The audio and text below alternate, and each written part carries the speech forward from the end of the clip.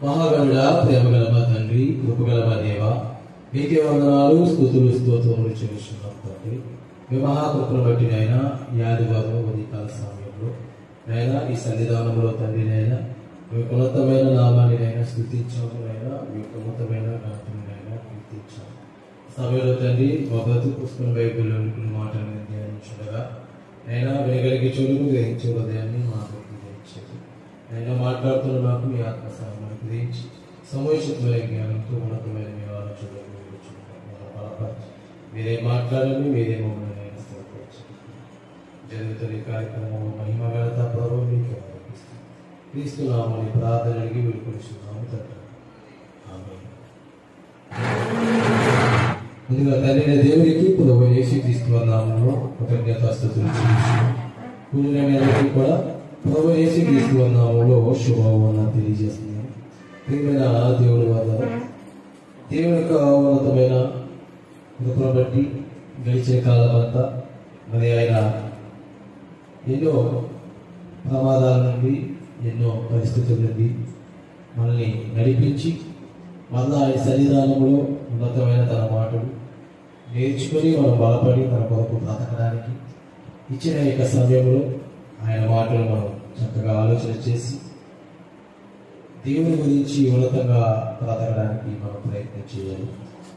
సమయంలో కొన్ని మాటలు మనం ఆలోచన చేయగలిగితే మానవులైన మనందరినీ కూడా దేవుడు ప్రారంభ పితరులైన ఆదాముని ఎలా చేసుకున్నాడు? ఆదాము యొక్క గర్భవాసంలో మనందరం వచ్చాము. ఆదాము తండ్రి అయిన గర్భవాసంలో నుండి వచ్చాము. మనమందరం కూడా ఎవరిని పోటీ ఈ లోకానికి వచ్చామో అని బైబిల్ చెప్తుంది అంటే కనుక ఒకసారి ఆది కాండము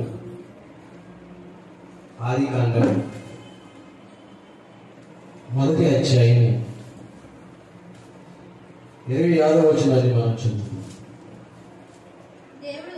దేవుడు మన స్వరూపమందు మన పోలిక చొప్పున నదులను చేయుదుము.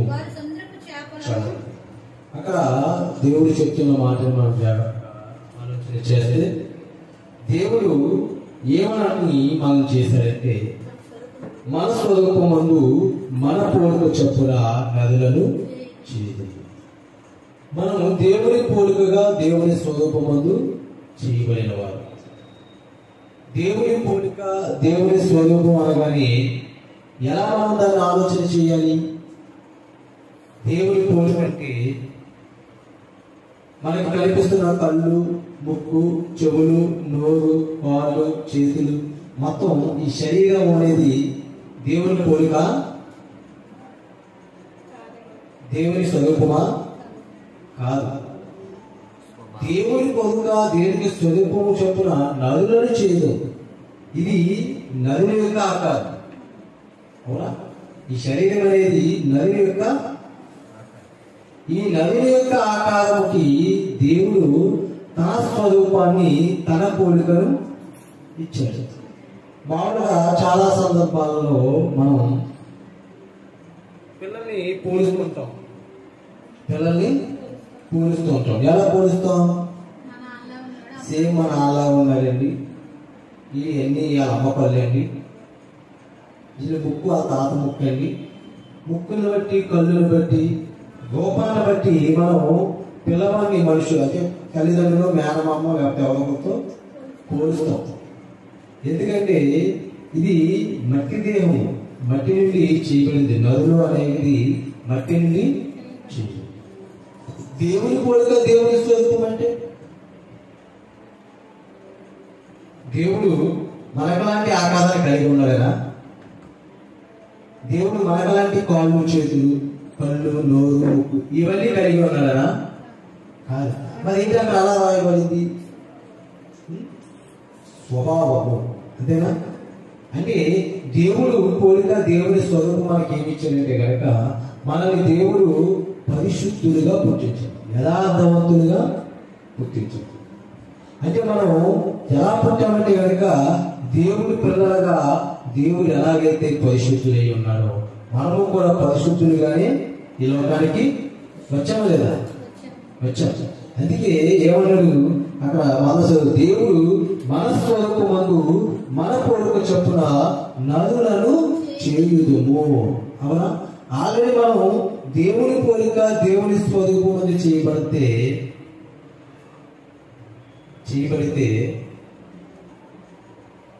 మళ్ళా పౌలు గారు ఒక ముందుకు ఏమంటారంటే కనుక మరొక మాట మనం చూస్తే గలతీయులకు రాసిన పత్రిక 4వ అధ్యాయము 19వ వచనం, నా పిల్లలారా క్రీస్తు స్వరూపము మీ యందు ఏర్పడు వరకు మీ విషయమై మరల నాకు ప్రసవ వేదన కలుగుచున్నది. చూడండి, మనం ప్రారంభంలో దేవుని స్వరూపము దేవుని పోలికగా పుట్టాం. అవునా? ఇప్పుడు అదే పోలిక అదే స్వరూపం మనకుందా? ఉంటే మరి ఎందుకు ఇక్కడ ఎలా రాస్తున్నారు? మళ్ళీ ఏమని రాస్తున్నారు ఇక్కడ? చూడండి, నా పిల్లలారా క్రీస్తు స్వరూపము మీ యందు ఏర్పడి వరకు. మరి మొదట చేయబడింది క్రీస్తు స్వరూపం కదా, క్రీస్తు పోలిక కదా కదా చేయబడ్డాం. మళ్ళా ఇప్పుడు క్రీస్తు పోలికగా అంటే క్రీస్తు స్వరూపము మన యందు ఏర్పడి వరకు ఆయనకు ప్రసవ వ్యాధి ఎందుకు కలుగుతుందంటే మనం పోలిక మన స్వరూపం దేవుని పోలిక దేవుని స్వరూపం మనం పుడితే మనం దేవుడు ఇచ్చిన ఆ మహిమను పోగొట్టుకున్నామండి. దేవుడు మనుషులుగా మనం బయట నుండి చేయొచ్చు కానీ ఆయన మహిమను మనకి ఇచ్చాడు. ఆయన మహిమను మనకి ఇచ్చాడు. ఇచ్చాడు లేదా? ఇచ్చాడు. ఎలా ఇచ్చాడు ఆయన మహిమను?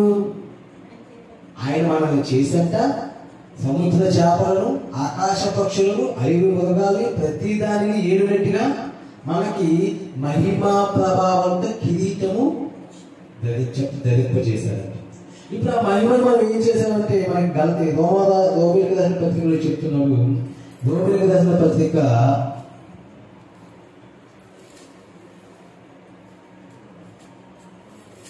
3వ అధ్యాయము 23వ వచనం చూద్దాం. 3వ అధ్యాయము 23వ వచనాలు మనం చూడగలిగితే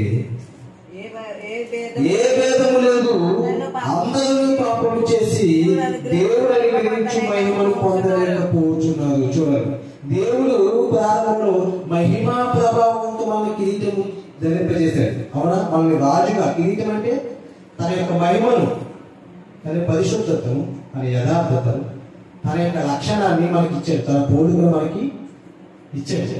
ఆయన పరలోకానికి ఏలే దేవుడిగా ఉంటే ఆయన ముల్లోకాలకి దేవుడు. ఈ 3 లోకాలకి ఆయన దేవుడు. 3 లోకాలను పరిపాలించేవాడు ఆయనే. కానీ భూమి మీద ఆయన పోలిక ఆయన స్వరూపమందు మనల్ని చేసి ఈ భూమిని ఏలేవారుగా మనల్ని పెట్టాడు. మహిమా ప్రభావంతో మనకి ధరింపజేశాడు. కానీ ఇప్పుడు మనం ఏమైపోయామంట? ఏ భేదము లేదు, అందరూ పాపం చేసి. అందరూ అంటే ఏ భేదము లేదు. అందరూ అంటే పురుషుడని, స్త్రీ అని, ఏంటి పలానా మతములని, పలాకులని కాదు, మొత్తం ఏ భేదం లేదు. చాలా విషయాలు మనకి భేదాలు ఉన్నాయి కదా. వాళ్ళ పెద్ద కులవాళ్ళని మనం చిన్న కులవాళ్ళని, వాళ్ళ డబ్బున్న వాళ్ళని మనం భేదవులు అండి, వాళ్ళ గొప్పవాళ్ళు అండి, మేము ఘనహీనులు అండి. లోకంలో కొన్ని వేరియేషన్స్ ఉన్నాయి కదా, వాళ్ళ గొప్పలు మన పేదలు, ఇలా ఏ భేదం లేదంట. భేదం అనేది లేదు. వాళ్ళ పురుషులని మేము స్త్రీలని ఏ భేదం లేదు. అందరూ కూడా పాపము చేసి, ఏం చేసి? పాపము చేసి దేవుడిచ్చిన మహిమను పోగొట్టేసుకున్నాం. ఇప్పుడు దేవుడిచ్చిన మహిమను పోగొట్టేసుకున్నాం. ఇప్పుడు మళ్ళా అదే స్వరూపంలోకి, అదే పోలికలోకి మనం మార్చబడాలంట. అదే మహిమలోకి మనం మార్చబడాలి. ఎలా మారుతాం? ఎలా మారగలం? ఎలా మారాలో మనకు తెలియాలంటే మనల్ని మార్చడానికి ఆ స్వరూపం కలిగి, ఆ దేవుడి యొక్క పోలిక కలిగి, అదే దేవుడి యొక్క శక్తి కలిగి ఉన్న యేసుక్రీస్తు వారు మనల్ని తనలోనూ మార్చుకోవడానికి ఎలా వచ్చారంటే భూమి మీదకి ఫిలిప్పీయులకు రాసిన పత్రిక చూడండి.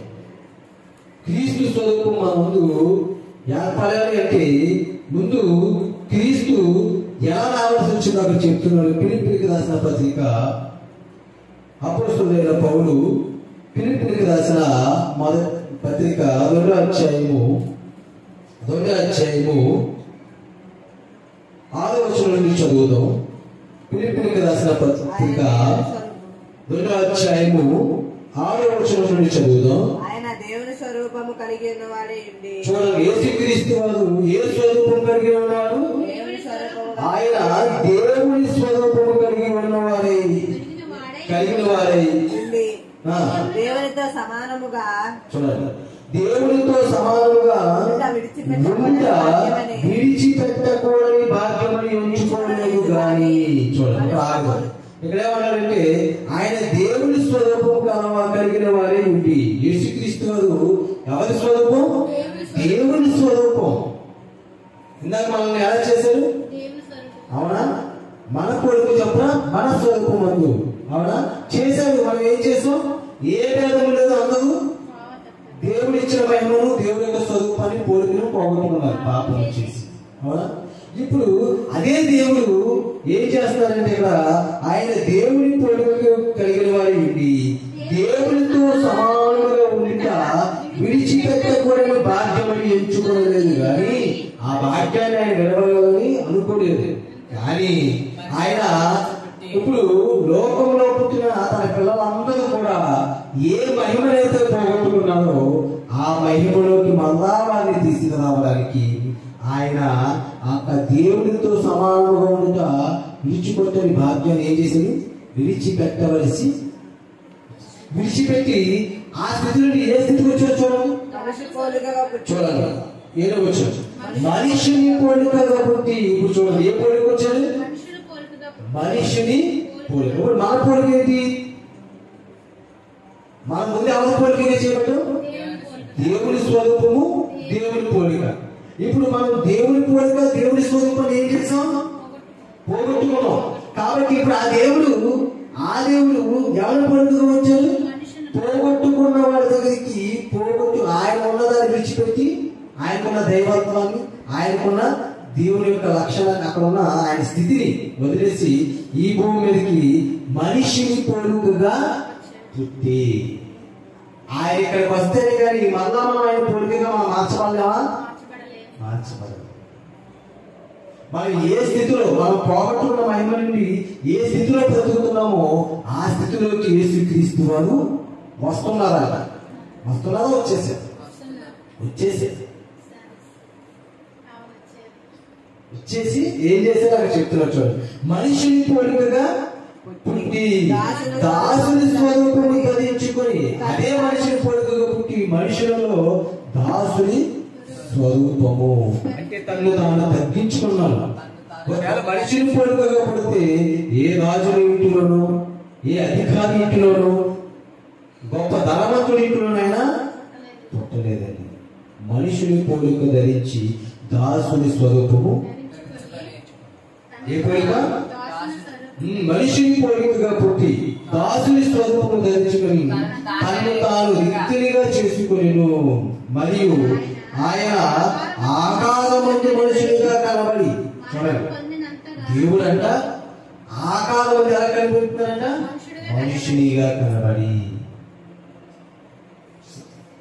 మనం నమ్ముకున్న దేవుడు, మన రక్షకుడు, మన యేసు ప్రభువు వారు ఆయన మన కొరకు మనల్ని ఆయన మహిమలోనికి తెచ్చుకోవడానికి, మనల్ని ఆయన గొప్పతనంలో నిలబెట్టడానికి, మనల్ని తండ్రి యొక్క పిల్లలుగా ఆయన ఎదుట నిలబెట్టడానికి ఆయన మనుష్యుడిగా ఈ లోకానికి వచ్చేసాడు.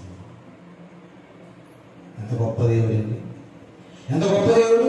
ఆయన వచ్చి దాసుని స్వరూపం ధరించుకున్నాడంట. ఏ స్వరూపం? దాసుని స్వరూపం. దాసుని స్వరూపము ధరించుకొని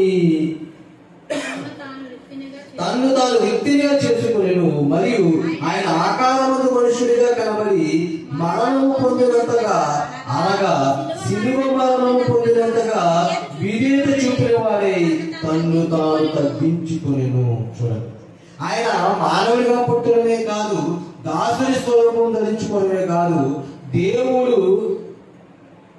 దేవుడికి తను తాను విధేయతగా ఎంతగా కనపరుచుకున్నాడంటే సిలువ మరణము పొందినంతగా విధేయత కలిగాడు.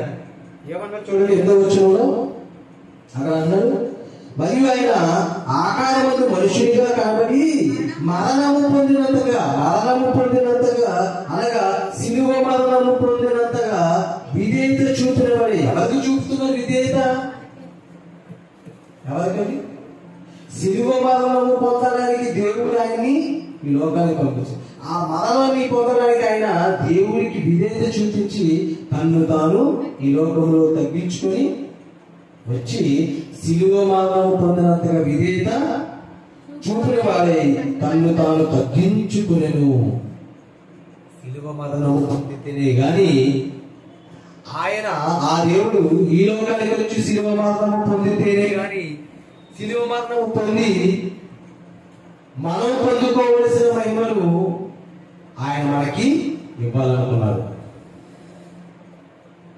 చూడండి, ఈ సిలువ మరణం అనేది ఎందుకు ఆయన పొందాలి అనుకున్నారంటే గనక దేవుడు ఆయన మహిమను మనం పోగొట్టుకుంటే ఆ మహిమలకు మనం తీసుకురావడానికి దేవుడు ఏం చేశాడంటే యేసుక్రీస్తు అని ఏం చేశాడు? సిలువకు అప్పగించాడు. అంటే యేసుక్రీస్తు అని శ్రమలకు అప్పగించడం దేవుడికి ఇష్టమా అంటే గనక దేవుడికి ఇష్టమైనది, దేవుడికి ఇష్టమైన కాదు. ఎందుకంటే దేవుడి పిల్లలందరూ కూడా మళ్ళా దేవుడి యొక్క స్వరూపంలోకి మారాలంటే కనుక ఈ లోకంలో ఏ పాపమైతే మనిషిని నరకానికి తీసుకెళ్ళిపోతుందో, ఏ పాపమైతే దేవుడి పిల్లల్ని తన నుండి తన పిల్లల్ని తనకు దూరం చేసిందో, ఆ పాపము లేని వారిగా ఈ లోకంలో యేసుక్రీస్తు బ్రతికితే ఆ పాపము లేని జీవితాన్ని సిలువకు ఎక్కించడం అవసరమైంది. ఎందుకు? ఒక బలి అవ్వాలి, ఆ బలి మనుషులు అవ్వాలి, ఆ మనుషులు పరిశుద్ధులుగా బ్రతికే వారే, పాపము లేని వారే ఉండాలి. అందుకైనా సిలువ మరణము పొందినంతగా ఏమైందంట? తను తాను దేవునికి విధేయతగా కనపరచుకోవాలి. అంటే ఇప్పుడు ఈయన ఈ లోకంలో ఎలా బ్రతికాడు, ఎలా ఉన్నాడు? యేసుక్రీస్తు వారి యొక్క స్వరూపంలోకి మనం మారాలని దేవుడు కోరుకుంటున్నారు కదా. పౌలు గారు అన్నారు కదా, క్రీస్తు స్వరూపము మీ యందు ఏర్పడే వరకు. అవునా? ఇప్పుడు క్రీస్తు స్వరూపం ఏంటంటే కనుక, క్రీస్తు యొక్క పోలిక ఏంటంటే కనుక, దేవుడి యొక్క పోలిక, దేవుడి యొక్క స్వరూపం ఏమిటంటే కనుక, దేవుడు ఎవరు? పరిశుద్ధుడు, పాపము లేనివాడు. అవునా? యేసుక్రీస్తు వారు 33 సంవత్సరాల్లో ఆయన అంటున్నాడు, నాలో పాపం ఉందని మీరు ఎవరు నేరస్థాపన చేశారు. అంటే యేసుక్రీస్తు వారు 33 సంవత్సరాలు కూడా ఎలా బ్రతికారు? పాపము లేనివాడిగా, పాపము చేయనివాడిగా బ్రతికారు. దేవుడి పరిశుద్ధుడు తండ్రి. యేసుక్రీస్తు వారి లోకంలో 33 సంవత్సరాలు కూడా పరిశుద్ధుడు. చూడండి, ఒకసారి ఆయన గురించి చెప్పబడిన మాట మనం చూడగలిగితే ఎబ్రాయీయులకు రాసిన పత్రిక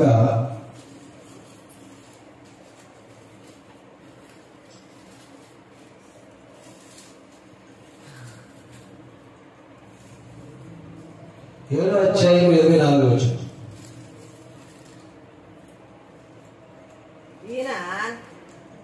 ఎబ్రాయీయులకు రాసిన పత్రిక 7వ అధ్యాయం 26వ వచనం. పవిత్రులు, నిర్దోషులు, నిష్కల్మషులు, పాపంలో చేరక ప్రత్యేకముగా ఉన్నవారు, ఆకాశమండలం కంటే మిక్కిలి హెచ్చిన వారైన ఇంటి ప్రధాన యాజకులు మనకు సరిపోయిన వారు. చూడండి, మనకు సరిపోయిన వారు ప్రధాన యాజకులతో పోలుస్తున్నారు.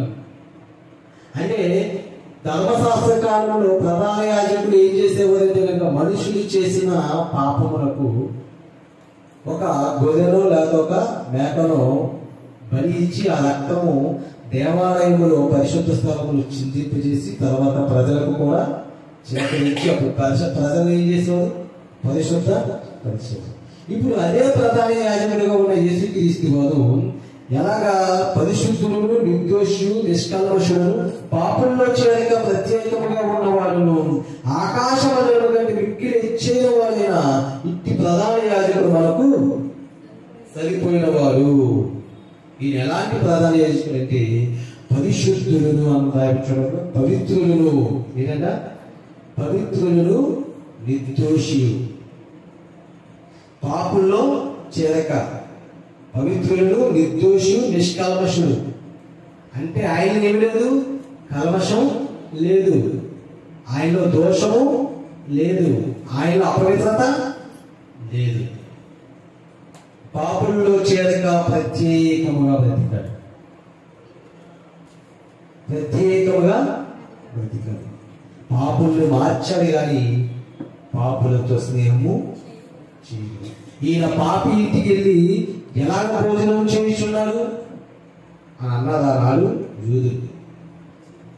పాపుల మధ్య ఉండాలి. వైద్యుడు ఎవరికి అవసరం? వైద్యుడు ఎవరికి అవసరం అండి? రోగికి. అవునా? నేను నీతిమంతుని పిలవ రాలేదు, నేను పాపులను పిలవచ్చాను. ఎందుకంటే ఆయన పాపులకు వైద్యం చేసే వైద్యుడు. మరి ఎక్కడ ఉంటాడు వైద్యుడు? రోగుల మధ్య ఉంటాడు. పెద్ద హాస్పిటల్కి వెళ్ళామనుకోండి, అక్కడ మనకి ఏదో రోగంతో జాయిన్ చేసినప్పుడు డాక్టర్ మన దగ్గరికి వస్తారు కదా. వస్తారా? ఎందుకు వస్తారు? అందుకని డాక్టర్ మన దగ్గరికి వచ్చారని నువ్వు పాపువా, నువ్వు రోగువా అని అంటావా? రోగిని బాగు చేసే వైద్యుడు. అలాగే యేసుక్రీస్తు వారు పాపుల మధ్య బ్రతికాడు, పాపము చేయలేదు.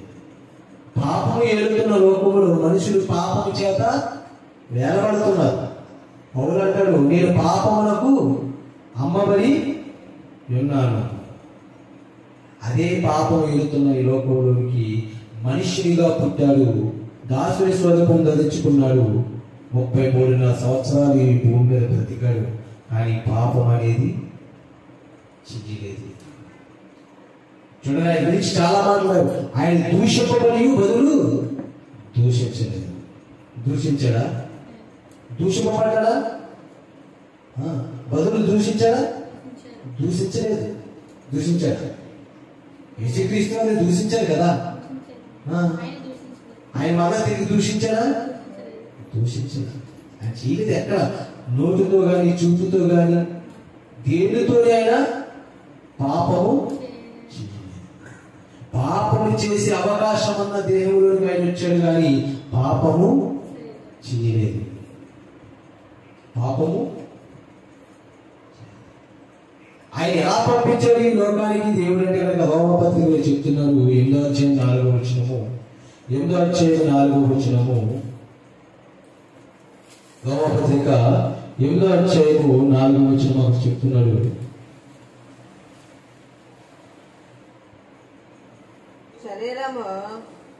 శరీరంలో అనుసరింపక ఆత్మానుసరించి పాప పరిహార నిమిత్తము దేవుడు తన సొంత కుమారుని పాప శరీరాకారముతో పంపి ఆయన శరీరమందు పాపమునకు శిక్ష విధించెను.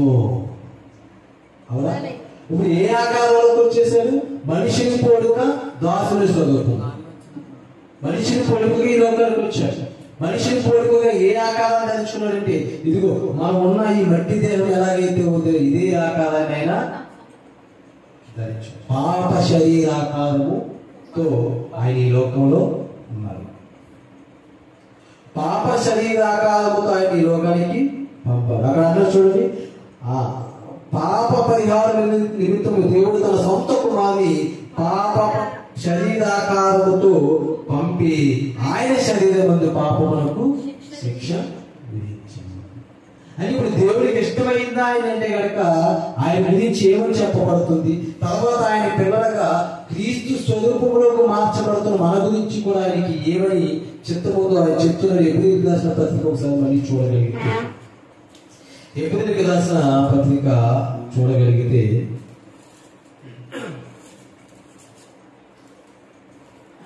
ఎబ్రీయులకు రాసిన పత్రిక 2వ అధ్యాయము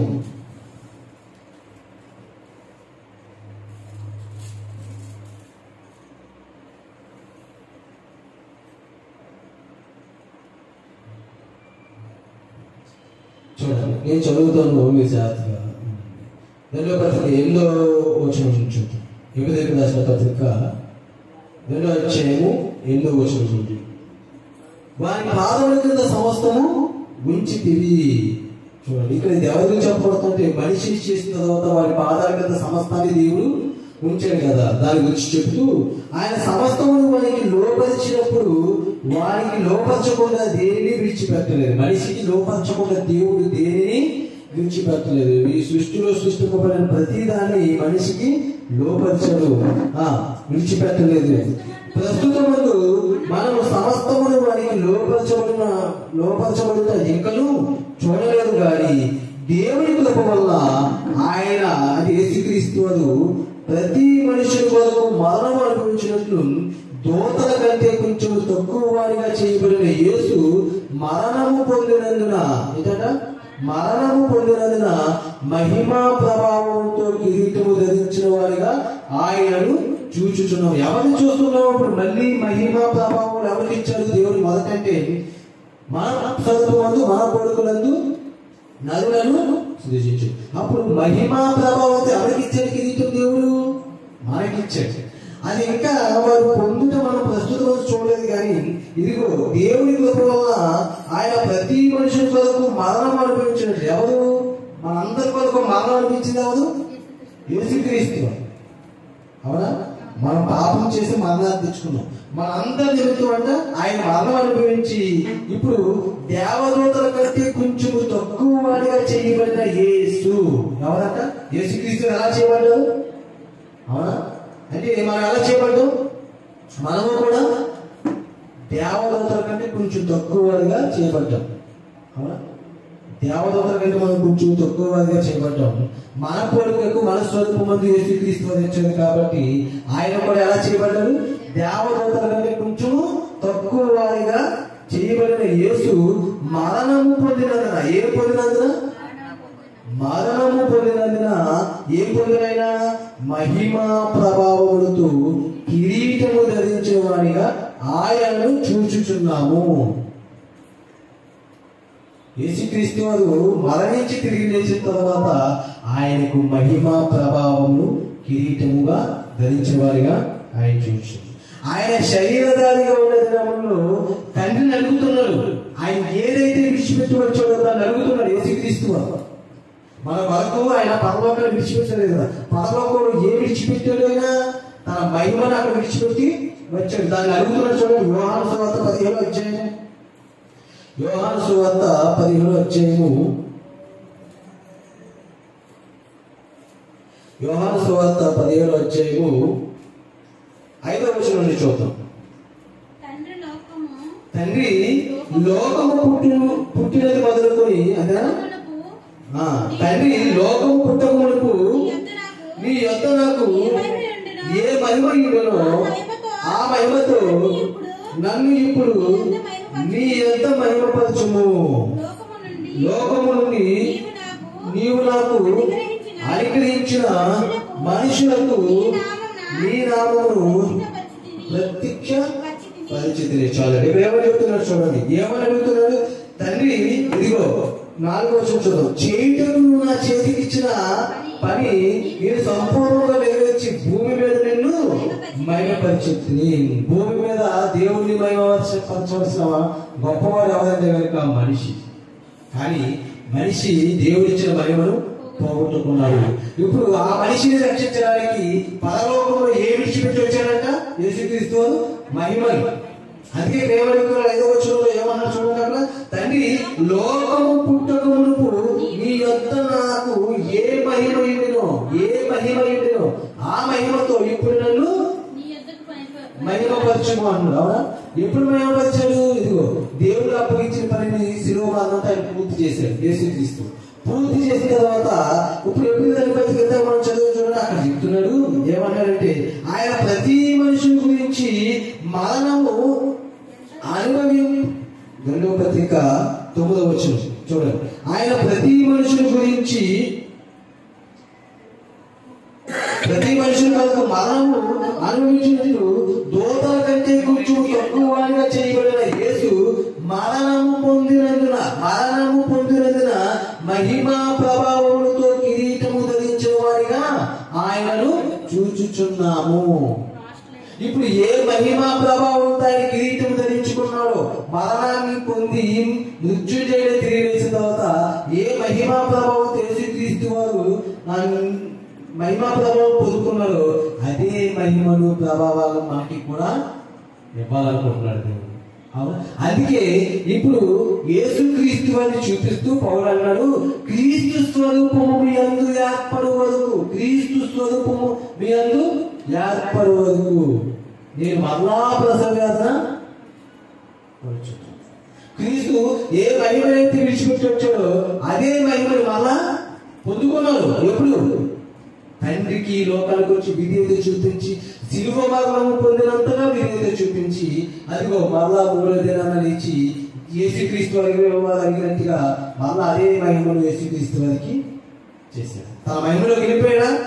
వెళ్ళిపోయాడు. ఏ మహిమనైతే దేవుడితో సమానముగా ఉండుట విడిచిపెట్టకూడని భాగ్యమును ఎంచుకోలేదు కానీ అని ఎందాక అన్నాడో అదే దేవుడితో సమానముగా ఉండడానికి మళ్ళీ ఎక్కడికి వెళ్ళిపోయాడు? దేవుడి యొక్క కుడి పార్శ్వానికి వెళ్ళిపోయాడా? ఇప్పుడు ఆయన యందు ఎవరైతే విశ్వాసం ఉంచుతారో వారు కూడా యేసుక్రీస్తు వారితో సహవాసులుగా ఉండడానికి దేవుడు ఏమి ఇచ్చారంటే ఇప్పుడు మనకి యేసుక్రీస్తు వారిని నమ్ముకున్న వారికి అధికారం ఇచ్చారు. చూడండి ఏమన్నాడు? ఎబ్రాయీయులకు రాసిన పత్రిక 12వ అధ్యాయము, ఎబ్రాయీయులకు రాసిన పత్రిక 12వ అధ్యాయము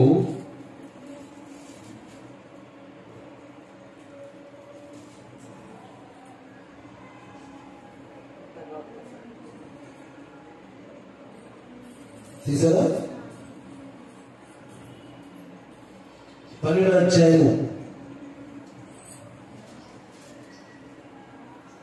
7వ వచనం చూద్దాం.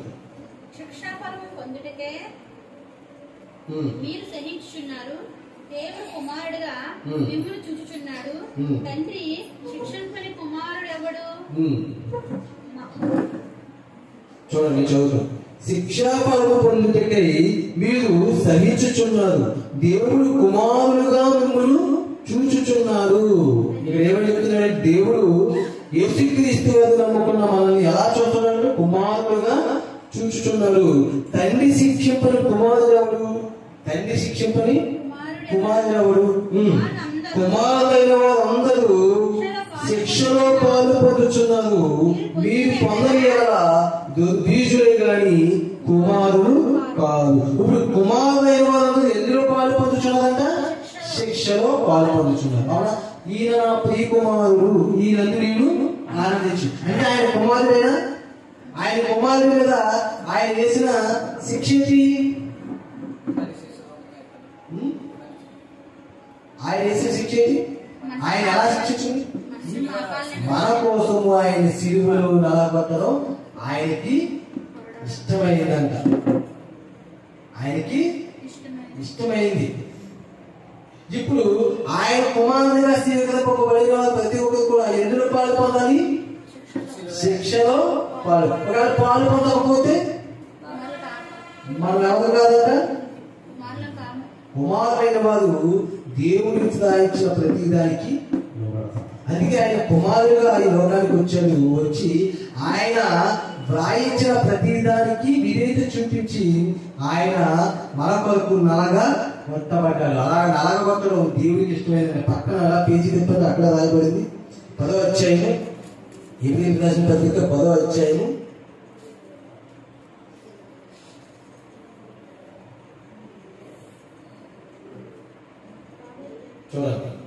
10వ చెప్తున్నాడు. అక్కడ 10వ వచనం చెప్తున్నాడు.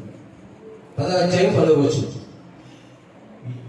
యేసుక్రీస్తు యొక్క శరీరము ఒక్కసారి అర్పింపబడి చేత, యేసుక్రీస్తు యొక్క శరీరం ఏమైంది? అవునా? అర్పింపబడి చేత ఆ చిత్తమును బట్టి మనము పరిశుద్ధపరచబడి ఉన్నాము. చూడండి, యేసుక్రీస్తు ఏమవ్వాలంట? అర్పింపబడాలి. సిలువ అర్పింపబడాలి. అలాగే అర్పింపబడి ఎవరి చిత్తం? ఆ చిత్తమును అన్నారా? దేవుడి చిత్తం. ఆయన నలిగిపోవడం దేవుడి చిత్తం. చూడండి 9వ వచనంలో ఆయన నీ చిత్తం నెరవేర్చు ఇదిగో నేను వచ్చి ఉన్నానని చెప్పుచున్నాడు. ఇవన్నీ ధర్మశాస్త్రము చొప్పున అర్పింపబడుచున్నవి.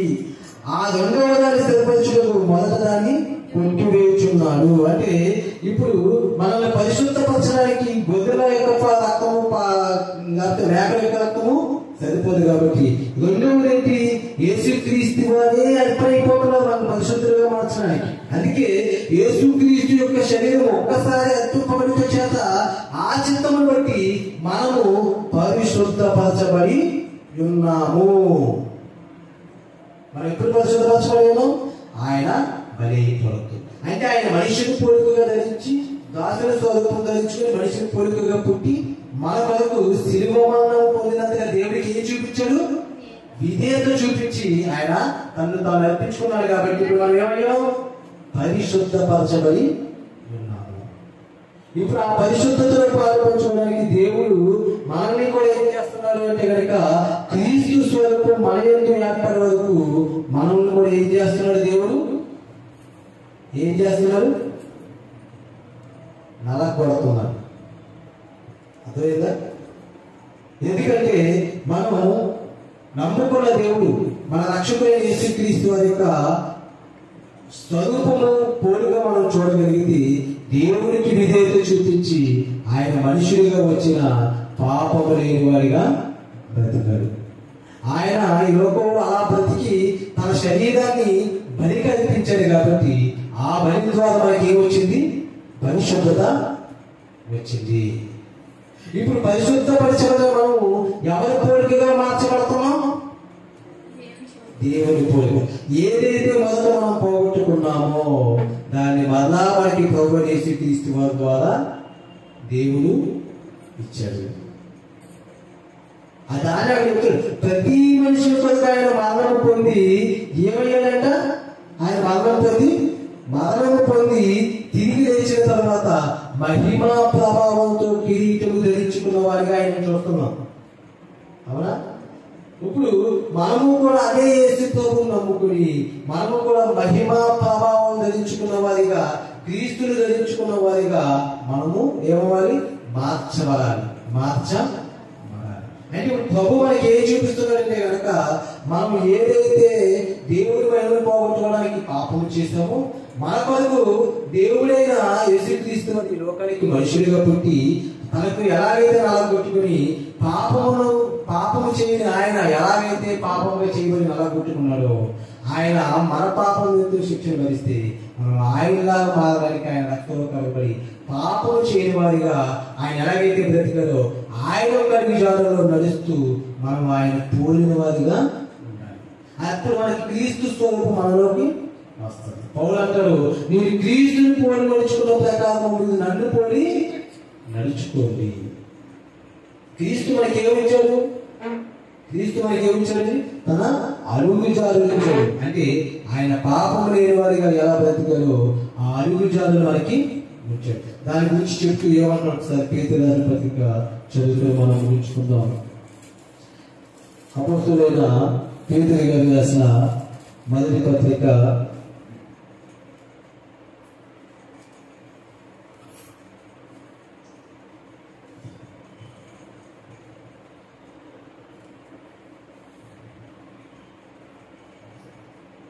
21వ అధ్యాయం 2వ అధ్యాయం 21వ వచనం. పేతురు రాసిన మొదటి పత్రిక 2వ అధ్యాయము చూడండి ఏమని చెప్తున్నా చూడండి. క్రీస్తు స్వరూపమైన మనం ధరించుకోవడం మన యొక్క రక్షకుడైన యేసుక్రీస్తు గురించి చెప్తూ క్రీస్తు కూడా మీ కొరకు బాధపడి మీరు తన అడుగుజాడలేదు నడుచుకున్నట్టు మీకు మాదిరి ఉంచిపోయాడు. మనకేమిచ్చిపోయాడు? మాదిరి ఉంచిపోయాడు. ఏమిటా మాదిరి? 22వ వచనం చెప్తున్నాడు, ఆయన పాపము చెయ్యలేదు. ఆయన ఏం చేయలేదు? పాపం. ఆయన మాదిరి మనకి ఆయన పాపం చేయకుండా బ్రతికాడు. క్రీస్తు కూడా ఎన్నో బాధలు అనుభవించాడు. ఆయన దూషించాడు, కొరడాతో కొట్టాడు. అవునా? ఆయన నువ్వు అపవాది కుమారుడు అన్నారు, నువ్వు దయ్యం పట్టిన వాడు అన్నారు. అన్నారు లేదా? అన్నారు. ఎన్నో ఆయన నిందలు ఆయనకి వేశారు, ఎన్నో బాధలు పెట్టారు. కానీ ఆయన మళ్ళీ తిరిగి వారిని దూషించలేదు, వారిని తిరిగి కొట్టలేదు. అందుకే ఆయన మీరు చెప్తే ఎదుగుతూచంలో క్రీస్తు కూడా మీ కొరకు బాధపడి మీరు తన అడుగు జాడలందు నడుచుకున్నట్లు మీకు మాదిరి ఉంచిపోయారు. మనకేముంచిపోయారు? ఆయన మాదిరి ఉంచిపోయాడు. ఏటా మాదిరి అంటే కనుక చెప్తున్నాడు 22వ వచనంలో, ఆయన పాపము చేయలేదు, ఆయన నోటన ఏ కపటము కనబడలేదు. చూడండి, ఆయన నోట ఏం కనబడలేదట? ఏ కపటము కనబడలేదు. పాపం చేయలేదు ఆయన. మనకు లాంటి నోరే ఉంది ఆయనకి, ఉందా? అందుకే ఆయన నోటి నుండి ఏ కపటము రాలేదు. ఆయన ఎలాగైతే ఉన్నాడో మీరు కూడా అలా ఉండండి.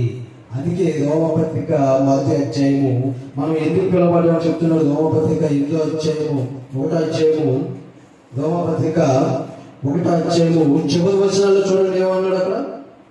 చివరి వచనాల్లో మీరు వారిలో ఉన్నవారై యేసుక్రీస్తు వారిగా ఉండుటకు పిలువబడి ఉన్నారు. ఎలా ఉండడానికి పిలువబడ్డాము? యేసుక్రీస్తు వారిగా ఉండటం. 1వ అధ్యాయం చివరి వచనం 8వ వచనం పైన ఉంటుంది. మీరు వారిలో ఉన్నవారే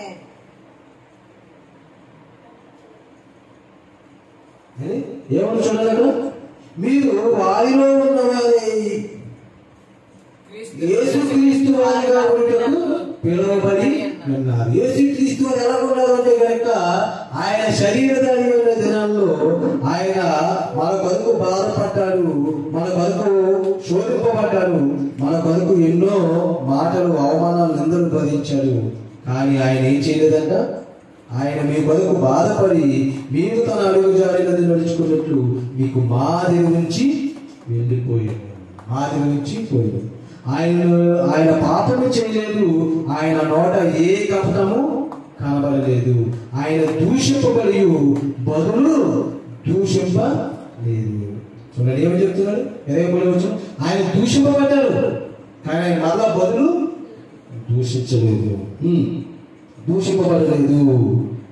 ఆయన శ్రమ పెట్టబడి బెదిరింపక అన్యాయముగా తీర్పు తీర్చు దేవునికి తను న్యాయముగా తీర్పు తీర్చు దేవునికి తను తాను అప్పగించుకొనెను.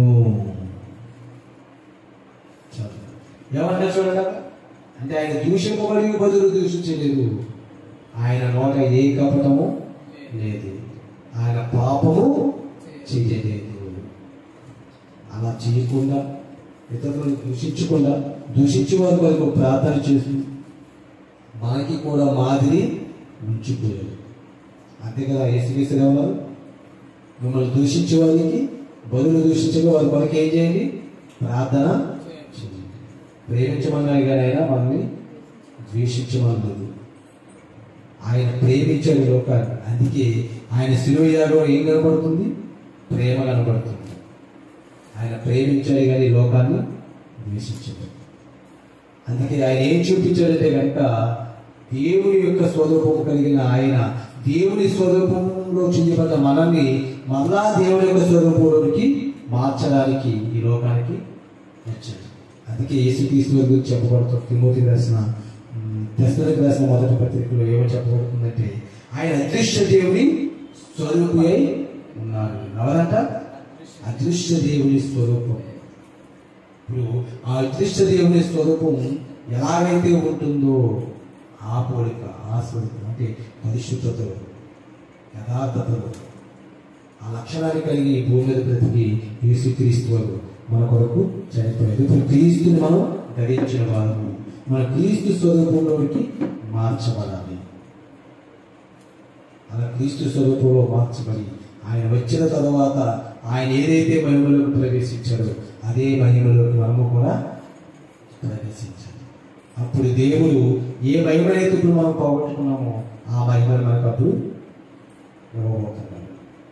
కాబట్టి ఆ యొక్క నిరీక్షణ కలిగి మనం ఈ లోకంలో జీవిస్తూ మన జీవితాన్ని నడిపించుకుంటాం. దేవుడి మాటలు దీవించుగాక.